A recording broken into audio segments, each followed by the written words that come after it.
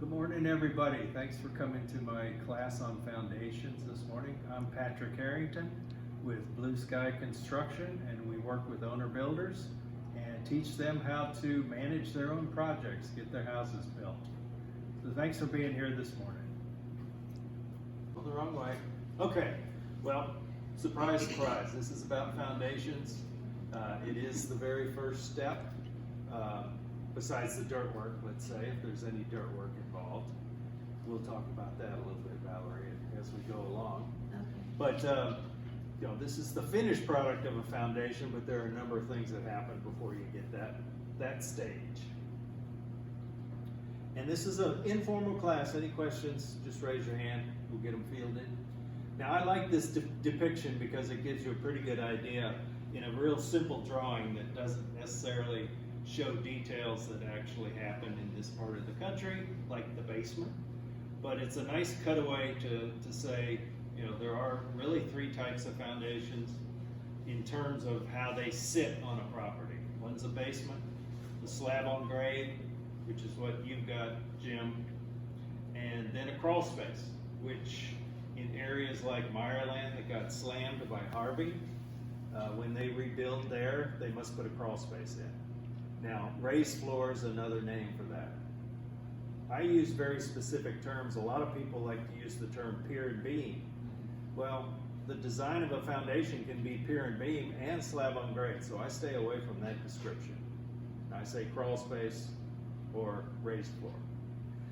But anyway, some of the houses in Meyerland had a 9-foot crawl space in them, so they put a garage underneath it, which is a pretty good way to use that space.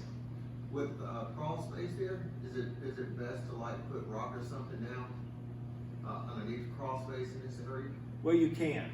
I've seen different people do that.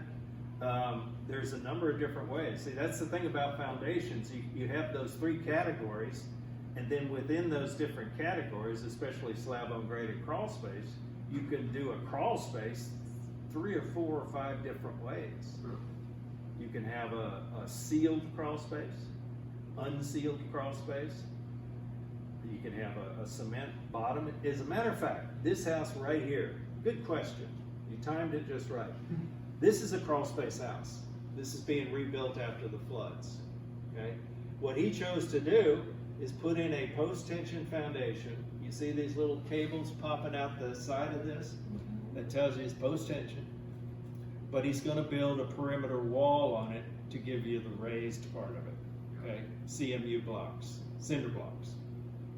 That's why they have those rods coming out of the top. Instead of going for gravel or putting a drain system under the house, he said, I'm just going to do a solid foundation so I don't have to worry about anything under there.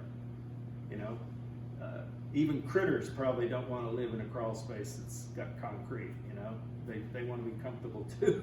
I think they prefer dirt than concrete. But anyway, this is what he decided to do. And so he's put together a number of different building techniques to create his crawl space house. Okay? But you can do gravel if you like. And you'll see some other crawl space houses that did have what I call independent supports. They're like spot piers that go throughout the footprint of the house. You'll see that. How do you decide if it can be sealed or if it has to be open?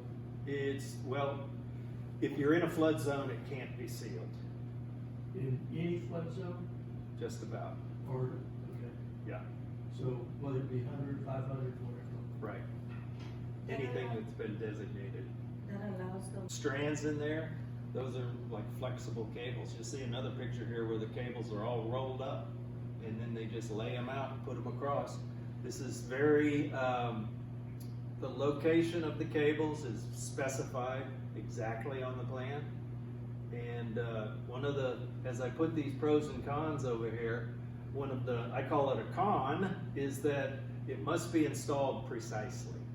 They really have to pay attention to what they're doing, to where, when they put those things in. Like the ends you saw that had a cable that you could pull, it's got to be an exact distance from the top of the concrete. If it's lower, it's not going to have the same effect. If it's higher, it's not going to have the same effect.